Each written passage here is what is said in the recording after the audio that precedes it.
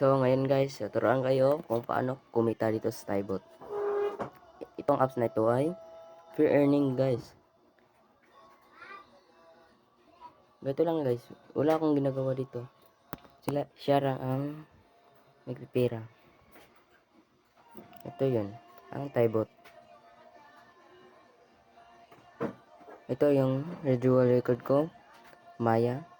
Meron din itong Gcash.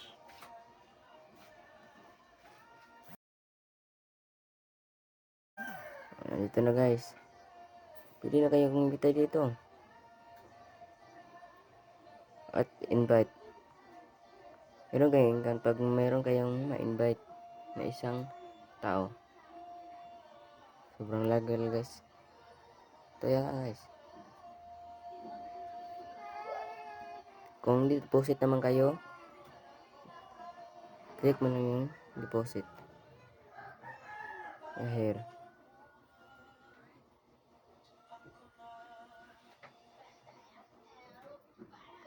Ito yun.